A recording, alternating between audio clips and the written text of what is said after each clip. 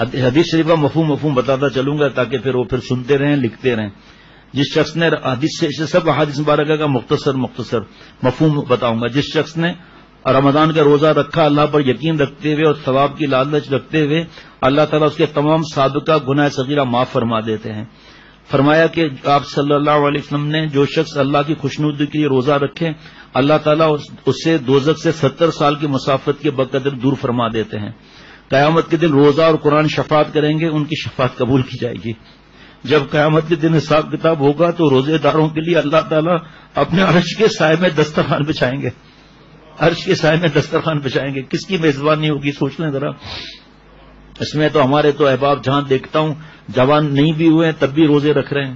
ان کے لیے بڑی عبرت کی بات ہے. اللہ پہنچا دے جو دفتروں میں لنچ بریک دے رہے ہیں ظالم دفتر والے، اور سگریٹ کا بریک دے رہے ہیں، چائے کا بریک دے رہے ہیں، ان لوگوں کی کتنی تکلیف ہو رہی ہے بیچاروں کو. روزے دار کے لیے 2 خوشیاں ہیں، ایک افطار کے وقت، دوسری جب وہ اللہ سے ملے گا. رمضان شریف کا چاند نظر آنے کے بعد سے فرشتے روزے داروں کی دعاؤں پر آمین کہتے ہیں. اللہ تعالیٰ فرماتے روزہ میرے لیے خاص ہے، میں ہی اس کا بدلہ ہوں.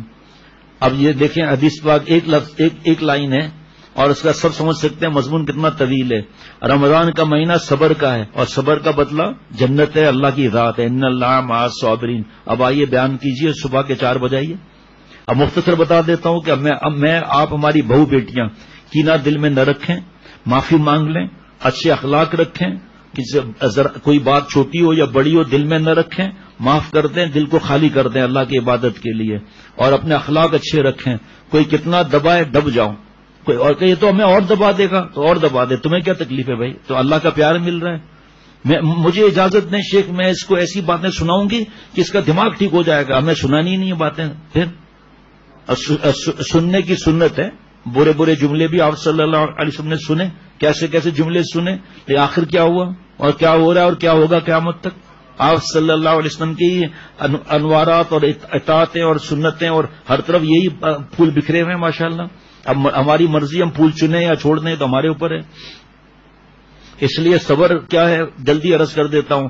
شکایت نہ کرے، اطاعت کر کے تکلیف اٹھائے، گناہ نہ کر کے تکلیف اٹھائے. اب گناہ جو ہے اس میں غیبت بھی آ گئی، بدگمانی بھی آ گئی، بد نظری بھی آ گئی، گانے بھی آ گئے، چست لباس بھی آ گیا، باریک لباس بھی آ گیا، چاک گریبان بھی آ گئے، ٹراؤزر بھی آ گئے، پینٹ شرٹ بھی آ گئے، اور نامحرم مردوں کا بھی آ گیا. اللہ معاف فرمائے میری بہو بیٹیوں، اگر یہ آج سے آپ نے شرعی پردہ نہیں کیا پھر کب کرو گی آپ شرعی پردہ؟ دعوتیں ضروری ہیں، گھر کے اندر کھانا لگانا ضروری ہے، بال نظر آ رہے ہیں اس کو چھپانا ضروری نہیں ہے تمہارے نزدیک. دیکھ بھی رہی ہو اور چہرہ بھی چھپا ہوا ہے، یہ کون سا تمہارا تقویٰ اور کون سا شرعی پردہ ہے؟ یہ اللہ بچائے. صبر کا مہینہ ہے. ہو صبر کا بدلہ جنت ہے، اللہ کی ذات. وہ الگ آیت ہے. رمضان میں نفل کا ثواب فرض کے برابر، فرض کا 70 گنا بڑھا دیا جاتا ہے. نیز روزے کی جزا اللہ تعالیٰ خود عطا فرمائیں گے. روزہ ڈھال ہے جب تک اس کو پھاڑ نہ دے.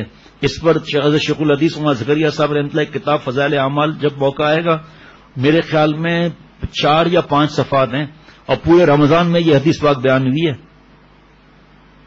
ڈھال ہے نا جو روکتی ہے وار کو نا، روزہ ڈھال ہے جب تک پھاڑ نہ ڈالے.